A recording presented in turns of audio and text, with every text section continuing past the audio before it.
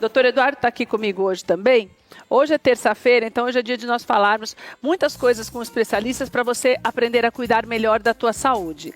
Nós vamos falar com o Dr. Bertolini uma situação que tem sido cada vez mais comum, que também muitas vezes é proveniente da falta de cuidado. Ou o excesso de exercício ou a falta total dele. Tudo bem, doutor? Tudo bem. Seja bem-vindo. Bom ano novo, doutor. Que bom ter você com a gente obrigado, mais uma vez. Obrigado. Doutor, podemos falar primeiro da hérnia de disco? Vamos. Crianças têm hérnia de disco? É mais difícil, né? Na verdade, a hérnia de disco, ela se encaixa dentro de uma doença, de uma patologia degenerativa, ou seja, do processo de envelhecimento. Doutor, você trouxe isso aqui por quê? Cadê a hérnia de disco aqui? Aí ela tá, é o vermelhinho que está na frente da câmera ali.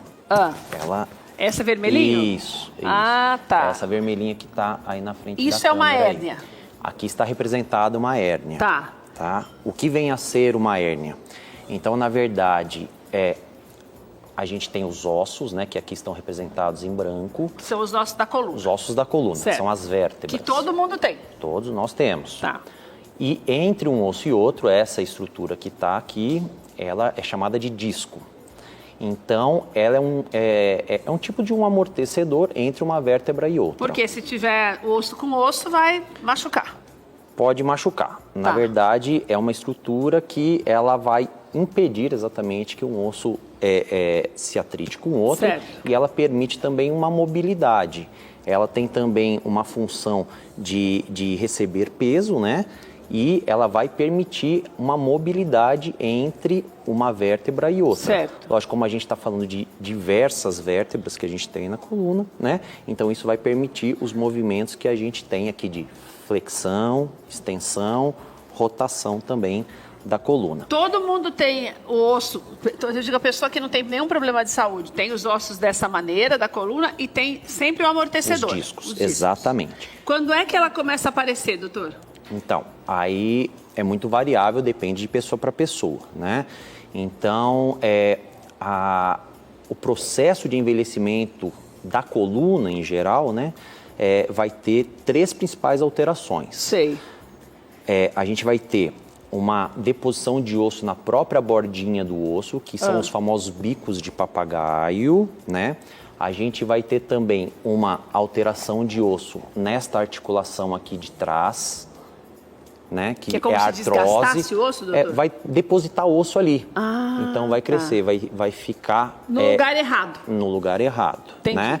Numa área que seria de articulação. Então você vai impedindo a articulação, que é a artrose. Entendi. É como as pessoas às vezes começam a ter artrose no quadril, no joelho, que às dói. vezes dói e vai perdendo a mobilidade com o passar do tempo, né? Quando começa a doer, então tem que procurar médico, doutor?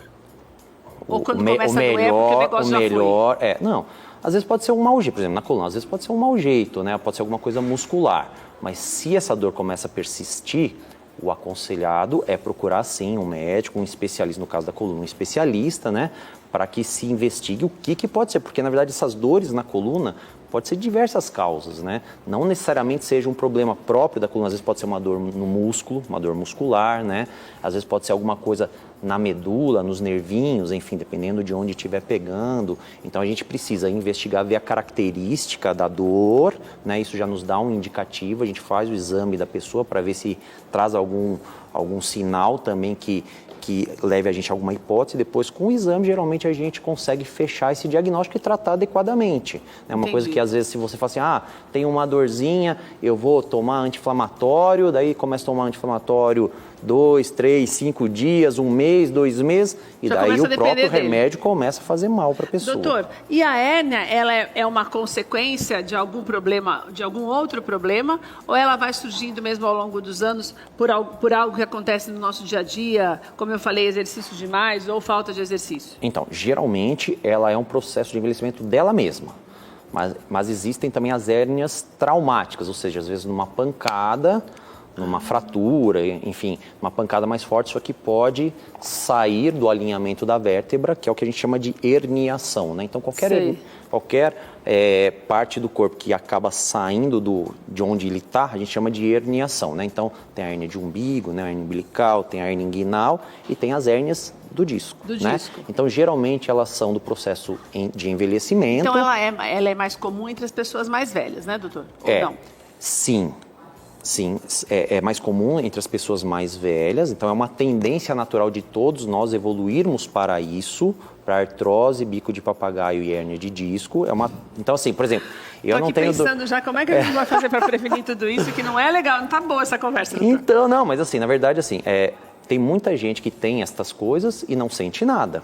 Então, por exemplo... Tem muita gente que tem bem mais jovem também. Exatamente. Não sente nada? Quer dizer que você está carregando tudo isso e não vai doer nada, Por exemplo, se eu fizer uma ressonância da minha coluna, eu não sinto nenhuma dor na coluna, mas se eu fizer, provavelmente vai aparecer alguma coisinha de artrose, um pouquinho de bico de papagaio, disquinhos que já não estão mais bonitinhos, vai numa estrutura perfeita, assim, né? Alguns já podem estar abaulados, que seria um comecinho para formar uma hérnia de disco, né?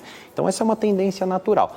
Lógico que quem vai sentir mais dor ou menos dor, às vezes podem ser pessoas que já saíram, né? Essa hérnia já está mais extrusa, já saiu mais, e elas comprimem o nervinho. Então, e essa que vai sentir mais dor? Geralmente as que começam a sentir mais dor. Se for na região lombar aqui, as dores elas têm uma característica de se irradiar para as pernas, né? E se for aqui na região cervical, geralmente ela irradia para o braço, para a mão, enfim. Doutor, duas perguntas que eu quero te fazer. Primeira, como é que eu faço para evitar? Eu tenho que fazer exames periódicos, por exemplo, a partir dos 30 anos de idade, tem que fazer algum tipo de exame? Existe um exame de caráter preventivo para eu evitar que se chegue nesse ponto aqui? Não existe nem exame preventivo e nem assim uma data, uma idade que se faça como em outras doenças que às vezes a gente começa a fazer, né? Mama, para prevenir. Doutora, como é que chama aquele densitometria? Isso aí não adianta? Ela é para outra condição. Ela é para ver a densidade dos ossos em que a gente acaba tratando para que não se frature com mais facilidade. Então, a hérnia, para cuidar, a gente tem que esperar ela acontecer? Geralmente, sim, né? Geralmente, sim. Então, e tem cura, doutor? Demorou muito, não tem cura, né, doutor? Veja, tem tratamento. Cura não. Quando respira é porque tem que Não, veja. Então, veja. Quando esse processo começa a acontecer, a gente não tem nada que a gente consiga fazer para que isso reverta, para que isso cure. Lógico que muitas pessoas, às vezes, vão ter as hérnias de disco, não vão sentir nada, então a gente não precisa não vai mexer, fazer... Você não tá Exatamente. Tem, a maioria dos pacientes que têm as hérnias de disco ou que tem outras patologias da coluna, a gente consegue tratar sem cirurgia e podem ter um bom resultado, como é a maioria. No caso da extrusa que você fala, ou quando a extrusa tem que operar? A maioria das vezes, quando ela já extrui, ela já está muito para fora. E daí ela comprime bem o nervinho, que é isso aqui, né? Quando faz o movimento aqui, ó, não sei se vai dar para a gente ver.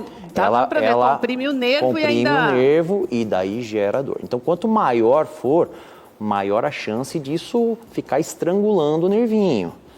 E é daí, nesses casos, que a gente opta daí pela cirurgia. Então, a cirurgia é sempre a última opção, porque, lógico, as cirurgias têm riscos envolvidos, mas são riscos muito pequenos. Então, hoje em dia, a gente faz cirurgias com muita segurança, cirurgias que às vezes vão embora no mesmo dia, né? Tem várias técnicas, lógico, né? Mas, assim, cabe esclarecer o público, né, que o que acaba indo para a cirurgia, geralmente, 2% das pessoas que têm hérnia de disco. 98% geralmente conseguem tratar e ficar bem, ter qualidade de vida, mesmo não curando, mesmo a hérnia não sumindo, mas consegue ter uma vida normal. E trata com o que, doutor? Remédio? Geralmente, então, a gente tem algumas etapas, né, de tratamento. Então, lógico que depende do tanto de dor que a pessoa tenha, né? Então, se for uma dorzinha leve, às vezes você com uma medicação, começando com uma fisioterapia, às vezes uma acupuntura, uma hidroginástica, um pilates, a gente consegue já controlar. Se a pessoa está no que a gente chama de crise, ou seja, tem aquela dor que a pessoa fala, ai, travei, não consegue se mexer e tal, às vezes tem que internar, fazer medicação, ficar a repouso e depois começar fisio, acupuntura, hidroginástica, lógico. Depois que sai da crise. Depois que sai da crise. E tem algumas pessoas que mesmo com esse tratamento, elas não melhoram. E daí são essas que acabam indo para a cirurgia. Entendi. Exceto as que começam numa crise dessa e tem alteração de força. Nesse caso, aí, a gente encurta o caminho da cirurgia. Que é uma alteração de força, doutor? o pé não mexer mais. Ah, como se fosse, o braço... como se paralisasse Exatamente, exatamente. Então, às vezes a pessoa pode ter uma limitação de força por causa da dor, ou seja, a dor não deixa fazer muitos movimentos, mas tem a pessoa que às vezes tenta mexer e não mexe. Nesse caso, eu tenho que ir lá e tenho que soltar o nervo para aumentar a chance do nervinho se recuperar. Certo. Entendeu? Doutor, em todos os casos, por exemplo, a pessoa que já está acostumada a uma rotina de exercícios físicos, quando chega num ponto como esse, tem que parar tudo e começar do zero de novo, doutor? Para não ter problemas maiores? E quem nunca fez nada, tem que começar a fazer para também não ter problemas ainda maiores? Tá, então vamos lá. Então, o desenvolvimento destas alterações, a maior contribuição é a genética, ou seja, é o que eu estou predisposto a evoluir, o que você está predisposto a evoluir. Tá. Então isso não tem uma idade X, né? Não tem uma idade determinada, tal. Então da genética a gente não consegue mudar o que você tiver. Então assim, tem pessoas que às vezes vai ver com 80 anos está fazendo esporte. E tem pessoas que às vezes têm 18, 19, 20 anos e não conseguem fazer nada porque tem dor. Então, essa genética a gente não consegue mexer. Certo. Vamos falar na média geral da população. Na média geral da população, a gente estando ativo fisicamente, fazendo um exercício e tal, o que a gente faz? A gente fortalece a musculatura que está aqui. Certo. Então, como a ação da gravidade é neste sentido, quando a gente tem o músculo mais fortinho aqui, a gente divide a carga que estaria só sobrecaindo sobre a coluna, né? Então, estar ativo é bom sim, a gente ajuda a prevenir.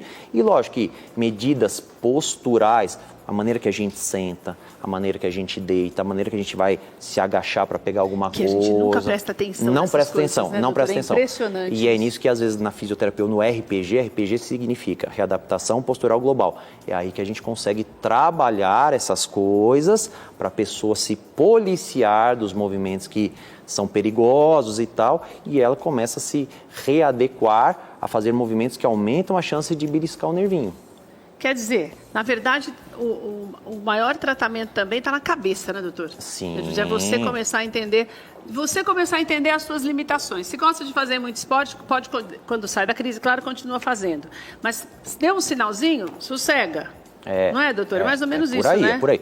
Procura um especialista para a gente ver o que está acontecendo e daí o especialista vai falar, olha, o seu caso está mais tranquilo, você pode voltar para o esporte. Às vezes vai ter que voltar assim, de uma forma mais gradual. Às vezes vai falar assim, opa, é melhor a gente esperar um pouquinho para melhorar um pouquinho, trabalhar um pouquinho mais essa parte de dor, de músculo, de fortalecimento muscular para a gente ir voltando aos pouquinhos às atividades. Então, cada caso Porque não adianta é um forçar a caso. natureza também, né, doutor? Não adianta. E se a pessoa der uma beliscada, que esse nervo já deu uma inflamada, e a pessoa vai lá e vai não, eu vou forçar a fazer um exercício que eu vou melhorar. Aí vai dar uma beliscada mais forte ainda. Daí trava.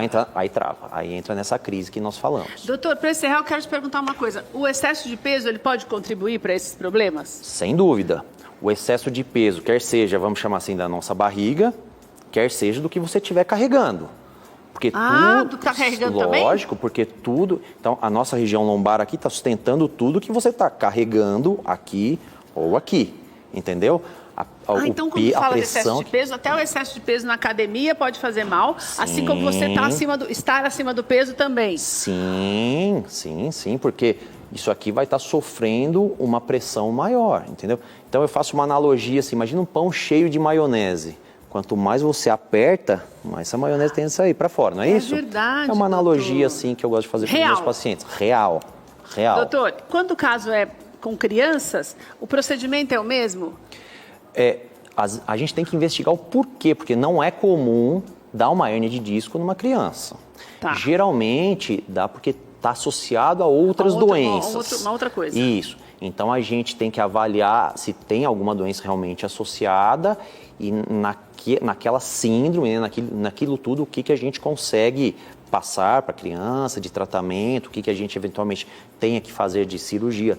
É comum, por exemplo, escoliose, né, que são aquelas alterações na coluna que elas ficam tortas, assim, né, em criancinha às vezes dá isso aí, né? Então, assim, isso aí a gente tem que avaliar. Criança não é comum ter hérnia de disco. E você, que fique a orientação do doutor, se você percebe que tem algo diferente no funcionamento do seu organismo, a gente se conhece, eu sempre falo isso.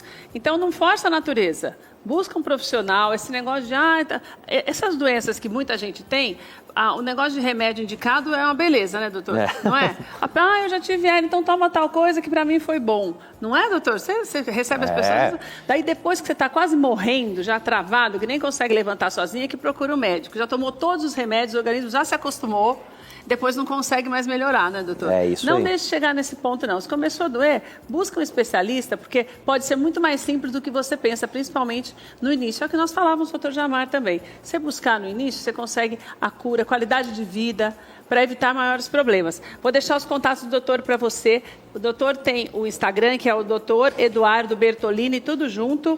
E também tem o site, que lá no site do doutor tem artigos, tem orientações, tem os telefones dele para você marcar a tua consulta. Ele é neurocirurgião, neuroconceito.com.br, está aí na tela para você. Doutor, adorei. Obrigado. Volte sempre. Doutor, é tão calminho que a gente fica até achando que toda doença vai passar rápido, doutor.